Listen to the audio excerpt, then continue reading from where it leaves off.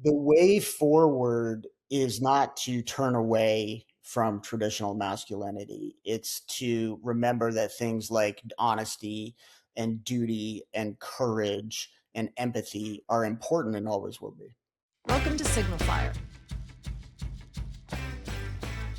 Hi, everyone. I'm Lisa Senecal, and welcome to Signal Fire. Here today with John Zieger, as always. We are also joined today by Dr. Dan Barkoff. Dan has a couple of accomplishments under his belt so far. Naval Academy grad, then became a Navy SEAL, did some tours in Afghanistan, came home and decided to get into a little known school for medicine. Oh, Harvard Medical School. Went to Harvard Medical, has become an emergency medicine physician, and started Veterans for Responsible Leadership, which is an amazing organization that everybody should support.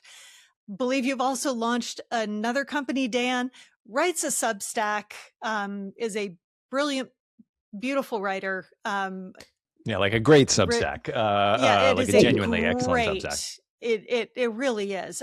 There just isn't anything you write or topic that you hit that I don't love the take that you have on it, and it's always really fascinating. So, with that little introduction, thank you for joining us, Dan. We're obviously really excited to have you here. Yeah, thanks for having me. I look forward to chatting. So you have a recent piece on your Substack called On Weakness, which is a pretty good summation of the entirety of the Trump era, but it was a little bit more narrow than that. Tell us about the piece and what you really wanted to convey. Sure. So, I mean, I read a lot of things in the Substack. The overall theme, though, the kind of things that interest me are really sort of masculinity in 2026, and what we've become in America in this society where traditional kind of masculine roles have changed and changed for the better, right? It is an inarguable good, in my opinion, that women are now in the workforce. My wife's a physician. Women do all the jobs that men do. That's a fantastic thing. However, it does mean that the role of men has changed, and on top of that, with the modernization of society, there's been a change in the way men kind of get their own identity. It used to be that you could, you say you were a soldier, or you were a coal miner, or you worked in a factory, right? These were jobs that 100 years ago were almost exclusively men's jobs, and that role, that way that we define masculinity, is kind of what I'm most interested in. So, to the most recent piece, I find it laughable that so much of MAGA, and to use the faux masculinity term, seems to be about the appeasement of Trump, and it really always has been. There's this clip in my head that I didn't write about it in the piece, but this is from Trump 1. So this is, 8 years ago, where Mike Pence sits down at a cabinet, maybe it wasn't a cabinet meeting, some kind of meeting with Trump, and Trump, folds his tie and takes a sip of water, and then, puts something on the floor. And Mike Pence, I mean, it's almost like he's literally mimicking the man. He's doing exactly what he's doing with his body motions. It's hilarious to watch, because one of the things that I think is core to my interpretation of masculinity, and I would argue throughout history, is that you are the captain of your own ship, and you do what you're going to do, and you're not going to be mimicking someone else. So in the piece, I talk somewhat tongue in cheek about Tom Brady, right? Great quarterback. I'm a New England guy.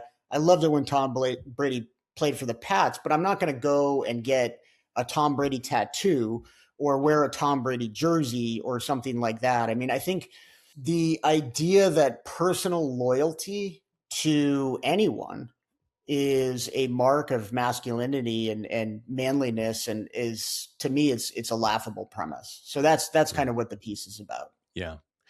I'm interested in how you think about that. You've served in the military. It's a culture, your piece is, sort of starts out really around Todd Blanche and some of the cabinet, this weakness manifests in these political leaders, but we see it, I would argue, and I'd be interested in your views, also in military leadership right now.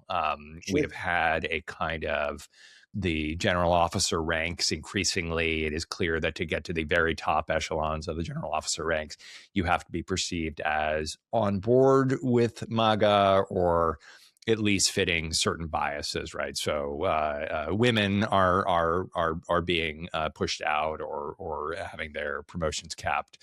Sure. Black people are black men and women, and I wonder what. LGBTQ folks, for sure. For sure, right, and beyond that, and just people who are viewed as in some way sort of not on the project with MAGA.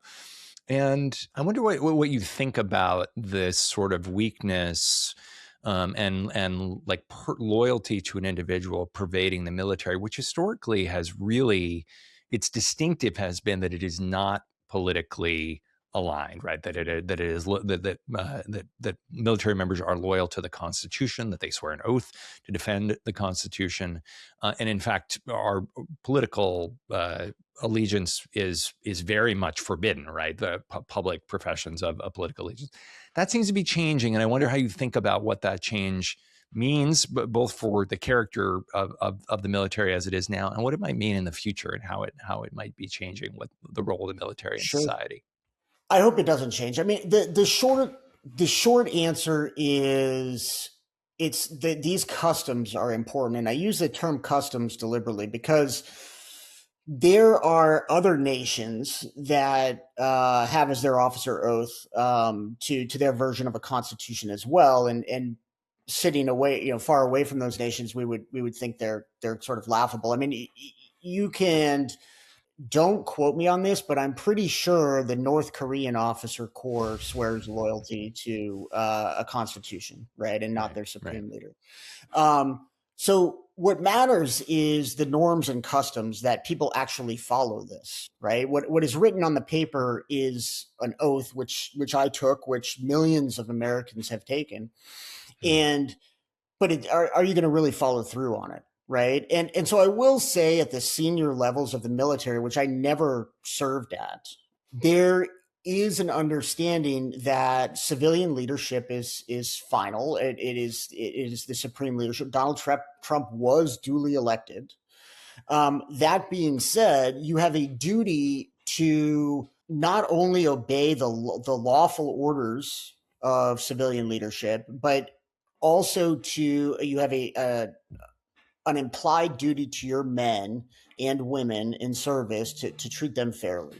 So in the military, you're trained to think of the mission as first, and the men and women supporting that mission are a close second. And so the only thing that should allow you in your conscience, in your decision making, to put someone in harm's way is a lawful mission directed by appropriate civilian authority. And so as people climb the ranks now in the Trump administration, I think very clearly he has culled, kind of the ranks, like you say, of people who would be unwilling to, do what he wants them to do. The chairman of the Joint Chiefs of Staff at this point has publicly said, my job is to carry out orders. I don't comment on those orders. I don't testify in front of Congress about those orders.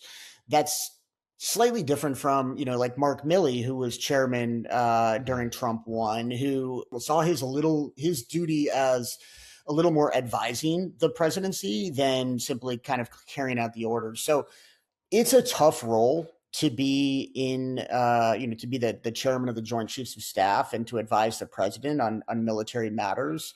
But I am alarmed that, and certainly in some cases, there have been instances of Navy admirals who've recently been promoted, and there's been news stories that they were involved with Pete Hegseth on a personal and legal level, and then and then promoted. And so those things are, on the one hand, human nature is to try to game the system to get a better deal, but like other people around that person should not be okay with that. The thing that saved us in Trump 1 on January 6th, when he sent a mob to the Capitol, I mean, there are plenty of other countries, maybe even America historically, where that could have resulted in a civil war. The thing that saved us, I believe, is senior members of the military, like General Milley, who were like, listen, buddy, it's not happening. You can Yeah. order it, but we're not sending the tanks in.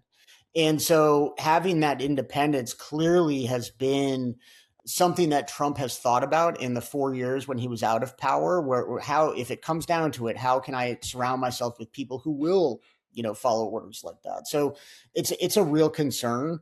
I think that there's enough good people in the military to still say, we're not doing that. And I don't want to find out the answer if I'm right or not. Yeah. Yeah. Advancing in the military, my understanding, having never served, is that it is supposed to be a merit system. When members of the military see what it takes to advance now, how do you think that damages that belief that there is a system of merit, that if you do the right things and you do them the right way, that you're going to be recognized for that, and you are able to rise up through the ranks? And I guess somewhat related to that, when someday Donald Trump is no longer president, I'm not going to predict when that's going to happen, is the damage that's been sustained or the changes that have been made, do you think there's enough of a foundation there that the next person coming in as commander-in-chief can return things to more of the state that they were? Or is that a very long process now that the leadership has been changed and people have been watching what it takes to get ahead? No, honestly, I think it'll go back to normal in the military anyway. I mean, Hmm. if you think about the shelf life of someone who's I don't know how long General Kane's been in the military, but at least 35, 40 years. And so when you think about the people who are now at senior levels of command, these are people who first raised their right hand in the 90s under Bill Clinton. So there's a long institutional memory, and I think that's one of the strongest things about our certainly our military, but our country in general, is there have been very clear lines from the beginning, starting with George Washington, right? That I've grown gray in the service of my country, and I'm turning in my sword and going home to Mount Vernon. That established a precedent which we've been following for 250 years, and I do think it'll go back to normal. I mean, I think this is going to be an unfortunate blip in kind of certain people's military careers and kind of the legacy of our military. But these are relatively isolated circumstances. And to be honest with you, Lisa, I'd also add that I don't think Donald Trump's the one doing this. I think it's Hegseth. I mean, Donald Trump can Yeah. barely stay awake through lunch. True. So he's not combing through lists of generals and figuring out who they follow on Substack, right? Like what he's doing is following the recommendations of Pete Hegseth, who very clearly has his allies within the military and is getting lists of people like promote this guy, don't promote this guy, right? Yeah. So I think it'll go back to the way it was. I think that the institution of the military has and will continue to hold. Hegseth is such an interesting character in some ways. I mean, a profoundly, incompetent person, someone who's so has no track record. I mean, just in a kind of pure factual sense, someone who has never run anything of any substance successfully. Someone who has a kind of history of pretty catastrophic kind of moral failings. And someone who demonstrates almost every time he gets in front of a podium that he can't take hard questions and isn't prepared to think deeply or sort of level with the American people or the press, right? And so I forget the guy, Colin, what's his name on SNL? Or Colin Jost, yeah. Colin Jost, they're sort of interchangeable, right? They're both so the character is so ridiculous, right? This sort of grunting out lethality and these kinds of things, right? But I wonder, how does that read read inside of the military? Like, how, when you were in the SEALs, how would that have read to you? It's super cringe, right? Like Mm-hmm. that's what, so there's this phenomena, and it's not unique to Trump, but I mean, you see it in other places. There are some, and a lot of times it's officers who, whether it's Vietnam or, even Germany in World War I, where people think if we had just, taken off the gloves and been harder, like we would have won the war, right? Mm-hmm. And so the lessons that and there's probably some like psychological reason for that, but it's all cosplay.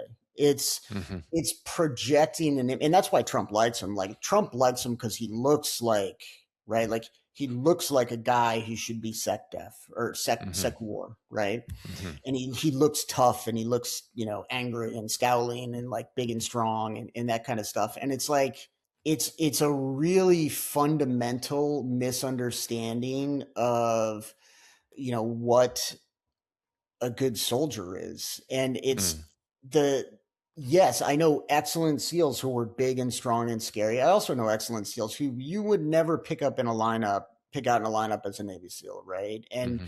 I've seen people in combat who look like, they look like nothing. And I mean, that holds true even outside of the military. I'm a big jujitsu guy, right? And every time I've gotten beat by someone in jujitsu who is, not just significantly more experienced than it's because I underestimate them. Mm-hmm. And I'm like, oh, this guy doesn't look like anything. I'm gonna, blow right through him. And Hegseth has just this deep hole, this deep insecurity about being a man, and his whole life is just pretending to be this font of masculinity, right? And it's really laughable if kind of how that really works, right? Like Mm-hmm. I'm not scared of Russian soldiers who can do more push-ups and have washboard abs. I'm scared of drones. Yeah. Right. Drones will fucking kill us, Yeah. and Russian soldiers with do push-ups will not kill us, right? So it's just a complete misunderstanding of what that environment is. I mean, combat and war is about teamwork. It is about communication, and it's about making decisions faster than the other guy. Mm-hmm. Only in very, very small microcosms is it about, how strong you are. And Mm-hmm. so, but Trump can't see that because, I mean, number one, he's never done it. But number two, he just also is the type of person. I mean, that's why he's obsessed with television, is because Yeah. he just sees things and, he wants image. He wants things to look a certain way. He wants to look like he's this billionaire and, you're fired and all this kind of stuff. And it's all smoke and mirrors. And most people in the military are like, yeah, I can see that it's smoke and mirrors. And Hegseth he's a total clown. I mean, in the Pentagon, they call him Dumb McNamara. That's what they call him, Dumb McNamara. And so, and he kind of is, right? I mean, he's Mm-hmm. starting wars that are stupider than Vietnam and is fighting it really stupidly. Talking about Trump and all of performative masculinity, but Trump and Hegseth in particular. John and I were talking before the show that younger generation now has grown up at a time that being performative is a rite of passage. It's just part of who people are now because of social media, that you are performing or you are watching and judging people based on their performance, not as a actor or even as a leader, just as how do you perform as being a human person who is 11 years old, and what are people thinking of your performance? So Trump and Hegseth make so much sense that there would be an attraction to younger men, Yep. because boys and men who are attracted to this faux masculinity know on some level they are performing all the time. Does that translate to they also know Hegseth and Trump are performing? I understand people within the military get that because there's a different level of having to walk the walk in the military, and you can't just make it by doing push-ups or talking about how tough you are. But do you think that because young men and boys know that this is all performance art, that there is a chance that is that a place that you can reach them, I guess, is my question. How do we reach them? And is letting people know you don't have to do the performance, or the performance isn't even, I think, especially as a woman looking at these guys who I know are being told this is what makes you attractive to women. And I my friends, female relatives, we all think they're idiots. I mean, it's the least masculine, least appealing, weakest looking stuff, as you talked about at the top of the show. So is there an in that lets young men and boys know that actually this is not the path you want to be on, to have people see you later on as a strong man or a strong person? I mean, it's a great question. I think that I try to impart that to my son. You know, we live in the age of vertical video, right? And Yeah. you know, so everyone's on. They see things on Instagram, right? They see the YouTube Shorts, whatever it is, and it's hard to compete with that constant flow of dopamine. But young men are not stupid either, Mm. right? And so you know, they see what works and what results, and they're taking notes on the type of men that they want to be. And the boys who now are looking at Trump and Hegseth, I mean, the proof is in the pudding. They're going to see an unsuccessful war in Iran run by idiots, and they're going to remember that. That's going to be a formative experience in their life, just the same way what formative experience for me was the Gulf Storm, right? And Mm-hmm. I saw the American military do incredible things and fight a war with limited realistic objectives and use overwhelming force and put men's lives at risk in a cause that was voted on by Congress. And that's the kind of America I remember from my childhood. And, you know, that has obviously gone by the wayside with this administration, and arguably with the way we prosecuted the global war on terror over the last 25 years. So I don't think that like it's as simple as just because that's what they're seeing, that's how they're going to be. I mean, I've seen plenty of leadership in my life. I've seen good leadership. I've seen bad leadership. So I think emphasizing the good leadership where we see it, and you know, wink wink about the bad leadership is really what's going on in a lot of households right now. I think Yeah. part of the way out of this is for young men to realize and embrace their own agency. Like they get to choose, do I want to be a cosplay LARPer like Pete Hegseth and install a makeup studio in the fucking Pentagon? Or do I want to like be a hard man and get stuff done and have people around me feel safe when I'm around? Those are Yeah. two drastically different things. And they're also two different things that young men are smart enough, I think, to tell the difference between. The performance of masculinity is what primarily characterizes the Trump administration. In many ways, a lot of what we see in the public sphere at the moment. The performance of competence used to be something that was very characteristic of the U.S. government at high Yeah. levels, right? And I Yeah. mean, your dumb McNamara example is kind of an example, right? McNamara was chosen because he was viewed as supremely competent, right? He'd been the CEO of the Ford Motor Company, I believe, and Yep. was a person of extraordinary ability. In that case, the competence was still led us down a pretty bleak path and some poor decisions. Nevertheless, it was the expectation in our culture was that people in leadership primarily demonstrated competence. And you look at, in addition to being someone who served with distinction in the military and other things, you're also a medical doctor. I think you wrote something about these Fauci hearings, the hearings on Yeah. Anthony Fauci a few weeks ago. And I think there's an interesting case, right, of somebody who had a long and really remarkable career of competence, right? A world-class scientist leading an important government institution, that, among other things, lived through the AIDS crisis and really helped to bring about turn that disease from a death sentence to something that was manageable, and scaling that, and other things. Did a lot of other things of great competence. And this government's approach to someone like Anthony Fauci is to attack him, to try to destroy him personally. And we see a variety of examples of that, but I think no better one than Fauci. And I'm interested in how you wrote something that the attack on Fauci was a campaign against memory, and I thought that was such an interesting and terrific phrase.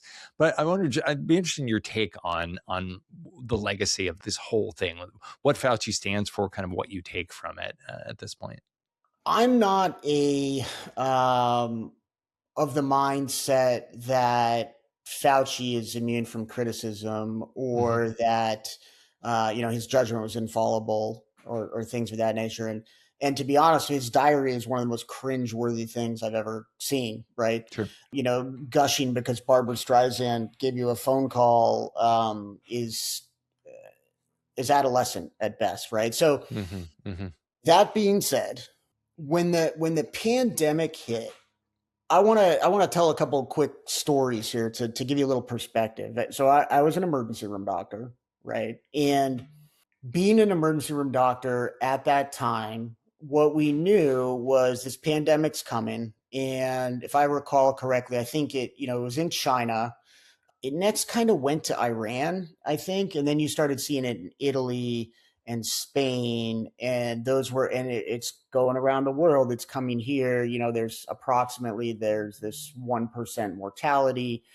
You extrapolate the math. I live in a county called Chittenden County in Vermont, and we were expecting about 3,000 deaths in the first wave. And Vermont shut down just like the rest of the country. And Vermont and other rural places like Vermont, we missed the first wave. It did not come. And the first COVID patient I ever saw was a woman who had left Manhattan because, there was a virus in her building, right? And she was like, I'm going to get out of here. I'm going to go to Vermont. It's going to be safe. And, she came in and her oxygen was 70%, which is really low. And that was the first time I ever saw a COVID patient. And this was when New York City was digging mass graves. This was when, in the medical community, I had multiple friends who were involved in kind of that first wave, who one of them still, he survived, but he's an ICU doctor, and he still has to walk around with an oxygen tank because that first wave of COVID fucked up his lungs so bad. And I know multiple other physicians who were in the ICU themselves. And so that was the world we were living in. And we had a plan to use the hockey rink at the University of Vermont to store bodies. And so the plan was, we're going to put these 3,000 bodies on the hockey ring and just stack them up there, and we'll get to burying them at some point. That was the plan. And so there was this effort, and I think people might remember, there was this phrase, let's flatten the curve, right? Yeah. Let's do this social distancing. Let's do these kind of things in order that the healthcare system doesn't get overwhelmed. And we didn't know anything about this virus. The stuff that we thought in the early days was largely disproven relatively quickly. So we thought early intubation, which is, you put someone to sleep and put a breathing tube down their throat, right? We thought that was the solution early on. It turns out months and years later, there are other better ways to do it. We were treating people with medications that 6 years later make no sense whatsoever. We were trying to give people hydroxychloroquine and azithromycin, which is like an anti-parasitic medicine, an anti-autoimmune medicine, and an antibiotic. COVID is a virus, right? Didn't make sense because it takes time for the science to catch up. So we were throwing spaghetti at the wall to see what stuck, right? And I am still amazed that over 1 million Americans died. And because the majority of them were, baby boomers, right? Nobody cared. I mean, I lived in that, and I saw people dying, and I was grateful that we got a vaccine so quickly. I was grateful that people like you and Lisa were wearing masks in public because I was the one seeing them dying. And Mm-hmm. I always think that, COVID, if we had let the TV cameras in to see what we were seeing, it would have changed public opinion. And I understand why they didn't do that. I mean, there's privacy laws around that. There's HIPAA. You can't just put on the evening news somebody who's dying of COVID. But I kind of wish we had. And similarly, Trump, who to his credit, really rammed through the vaccines, but then he didn't kind of advertise it. I mean, if he had sold little red MAGA face masks, I mean, it would have been great. Right. It's been the best. Everyone has a MAGA face mask on, and 200,000 people would be alive who are not. And Fauci was doing the best he could, and the recommendations changed constantly because the evidence changed constantly. And, when we first heard about COVID, what we were getting were these little, case reports. There's a new virus in Wuhan, China. And then you start getting maybe some retrospective studies where you're looking back and you're like, hey, we had these 10 patients and they all drank lemonade the day before. So maybe lemonade cures it, right? And who knows? Let's try it. Let's fucking try it because people are dying. I think viewed in that light, right? And this was worse than HIV. HIV, yes, horrible disease, kills you over months and years and decades. It kills you, even in the 80s. And with COVID, you had a couple of days, maybe a week. And so I think that people who can't look past that, and Rand Paul, I mean, the desire to, I don't know how COVID originated, but it really seems very unlikely that it was a lab leak. And so, the NIH, which Fauci was the head of, funded, some gain of research program that then secondarily funded some lab in Wuhan. It's not like Anthony Fauci was trying to make a super weapon, but people don't get that. And so I think it's just them trying to score political points and to really try to, in Paul's case, who, by the way, is not a board certified ophthalmologist. I mean, he's a doctor, but he's a made up doctor. His angle in this is all government, it's sort of libertarian. And if he can look backwards and say, hey, look how bad the government fucked this up, I think that advances his agenda. That's what I think is going on. Yeah. Very interesting. I have not extensively read Dr. Fauci's journals, but certainly there are some really cringy parts. The medical pieces that have been released, his kind of back and forth with that, including a lot of the text messages, the back and forth, and the trying to decide whether or not pregnant women should be vaccinated, those kind of decisions that are happening, as you said, in the middle of it, when you're trying to figure out how best to protect people. When I have read that, none of it strikes me as concerning. It comes across as though these are people trying to figure this out. And yes, there are risks for everything. There is nothing that you're going to put in your body that is a foreign substance to it that for someone it could pose a risk of some kind. So the idea that you were going to be able to say the vaccine is 100% safe for pregnant women and there's no increased risk for any woman of miscarriage, I can't imagine what medication any doctor would be willing to say that is true of to give a 100%. Pregnant woman. And with specifically in research and medical research, there are specific protections for their protected classes, pregnant women being one of them, right? Like you can do experiments on pregnant women with informed consent and all of these things, but the hoops you have to jump through are significantly higher. You can't do you can't just do medical research on people who don't speak English and don't understand what they're signing, right? And Mhm. so you're exactly right. I mean, all the time in that job in medicine, we're telling people risks and benefits, and like we'd have people come in for a stroke. His grandpa's right arm is not working right, and okay, we can give you this medicine that breaks up clots, but there's a chance it's going to cause bleeding. And, the chance of it causing bleeding is 5%. And the chance of it helping you with the stroke is, I don't know, 30%, right? And we're not sure exactly where that crossover line is, but the longer we wait, the more likely you're going to bleed and the less likely it's going to help. That's a very common thing that happens Mhm. every single day in the emergency department. And so you're right. You're managing risk, you're balancing risk. Certainly I don't think anything was done that was deliberately harmful. And I definitely don't think that what did happen was ever made with any intent other than saving people's lives as best we Yeah. knew how at that moment. Yeah.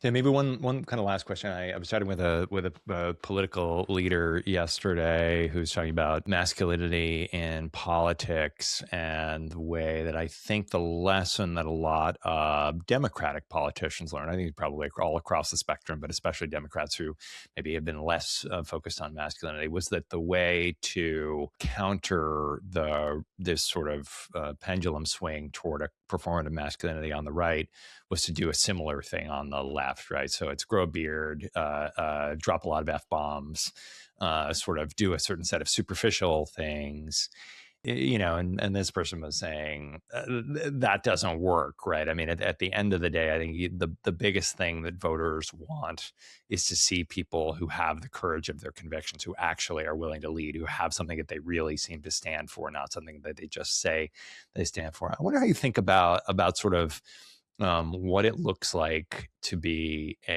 particularly for men. What does it look like to be a political leader and be masculine, to be a man in our politics right now? Because it feels like people are really struggling to figure out what that is. If it's not Donald Trump, if it's not Pete Hegseth, what is it?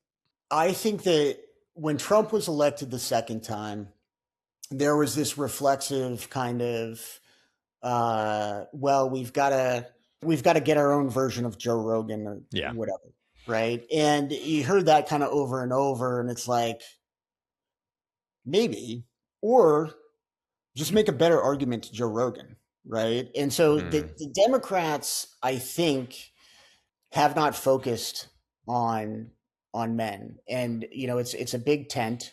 I'm not even saying that's a bad thing. It's just really factual. Mm-hmm. If you go to the Democratic Party's website, they may have updated it, but back in 24, groups that they were interested in, it's a list of folks, and young men are not on there, right?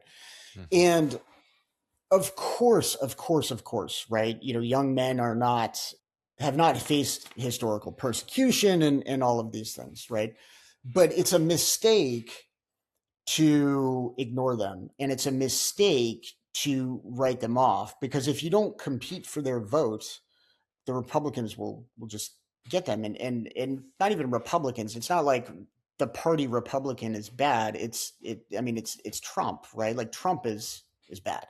I would say that. I feel comfortable Mm-hmm. saying on your podcast that Donald Trump is a bad president and a laughable gas bag. So the what does it mean? I mean, to be a man in politics? Well, it has to be like a rising tide lifts all boats kind of thing. You can't, infighting over like the piece of the pie is never going to work when you can make the pie bigger, right? And Mm-hmm. so that's kind of my take on it. I think that two things I think on this issue, and one is number one, for young men out there, and I'd include myself in this, and any man out there, right? Like, if you are so worried that I don't know, a black female is going to get into college, well, get a better SAT score. Like, Mm. fucking compete. If you want to like climb the meritocracy, then compete. So that's the first thing I'd say. And the second thing I'd say is there's a way to have your cake and eat it too, right? I think that Mm. traditional masculine strengths remain as relevant, maybe more so than ever. And that's because of the kind of cosplay LARPing that we see so much. If you do not compete for those young men, for their attention, and for the type of person that they want to be, then someone else will fill that void, Yeah. right? And so if you let other people fill the void, you can't complain about it. So for the young men who are like, man, all the valedictorians are girls, well, get better grades, dude. And if you're the Democratic Party and man, the young men are voting Republican, well, appeal to young men, right? Like it's so I think that like this avoidance of competition is a problem on any way you cut it, right? Like Yeah. you got to do your thing. You got to do the thing. It's a good way to describe it. I love it. Yeah, it seems so obvious when you say it, Dan, and it's really nice to hear you say it. That this is not about a new obstacles that have been placed before men. It's just there are more people competing, and some of those people are women, and some of those people are people of color, and everybody's got to compete now. Yeah, Assume you you have want more if you want to get into competition than medical you used to. school. Yeah, like I did not get into medical school because I was a very smart person. I promise you that. It's they needed to round out their class with some meatheads, but the the way forward is not to turn away from traditional masculinity. It's to remember that things like honesty and duty and courage and empathy are important and always will be. Yeah, and they show up in different ways, right? Yeah. Like courage does not have to be that you're willing to uh, take someone else down, that you're willing to punch down on people. 100%. And I mean there's moral courage that comes in all forms. So there's moral courage in standing up to excess on both sides. And I think that there's a dearth of it for sure. Yeah. Yeah. That's a good place to leave it. Dan, thanks so much for joining us. People can find you on your Substack Yes. at Dan Barkov, which is great, genuinely great. Absolutely worth a follow. I know Thank people you. have some Substack fatigue, but it's good. We really appreciate you taking the time. No problem. Happy to be here. Thanks, guys. Great to see you. Thanks. Before we wrap things up today, we've been following a lot of news on Newdle, obviously, and I wanted to share a couple of stories with you this week. We'll get back into sharing some additional ones next week. But John, there was one in particular because it's a bit of good news that I wanted to put a spotlight on, and that's the Merck Moderna vaccine, custom vaccine trial that has now gone into late stage trials and appears to be unbelievably effective. And what they're seeing in these results, it's an mRNA vaccine, so it's the way they are treating these patients, and they had 1,000 people that they followed. Is to create a custom vaccine for each person. And when I first heard this, it sounded like, my God, that's going to just take forever. And you're not going to be able to treat that many people. But apparently it is incredibly fast to turn around. And when people have had melanoma and it's in remission and they are treated with this vaccine, the rate of recurrence is very low. And it's exciting not only because so many people get melanoma every year in the United States and around the world, but also because they think that this technology, the mRNA cancer vaccines, are going to be able to be developed for many other types of cancer. So it could truly be a huge leap forward in either curing certain people of cancer or at least prolonging lives in a condition where people still have a good quality of life, which is that's good news. It is. Yeah, it's incredible. It's extraordinary. And melanoma, super deadly when it is not caught very early. So it's amazing news. Everybody wear your the one sunscreen. Yeah, wear your sunscreen, and get your dermatologist check. The one that I was interested in is this case around the Meta trial. So a group of 29 states are accusing the company of designing addictive products, and the trial opens this week on that. The potential damages run north of $1 trillion.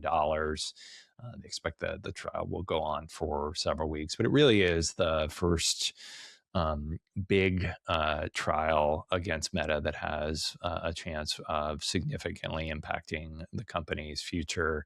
But it follows on a number of other smaller cases where there have been settlements and small verdicts against the company, sometimes not so small verdicts, some have been north of $1 billion. But this is a much larger trial that involves more than 100 times larger than the next largest. So keep an eye on that. I think that Meta, certainly the testimony so far suggests that Meta has been aware of and really ignored its risks to children in particular. So we will be watching that one. Yeah, this feels very tobacco lawsuitish. Yeah, to me, for sure. Like they're having a whistleblower who has documents. The states are seeking up to $1.4 trillion in damages and changes to Meta. So anyway, stay tuned for that one. And next week we'll have a bunch more stories that we are watching. You can follow the stories that we think are interesting over on Newdle.com or download the app. And we will see everybody here next week. Yep, and check out the notes in the show notes, because we'll put a link in there for these two stories and then a bunch of other stories that are related to what we were talking to Dan Barkoff about. And you can get a lot more information on the background and greater context of all of that. So that's what it's going to look like. Please do check out Newdle. Thanks, everybody. Cool. All right. See ya.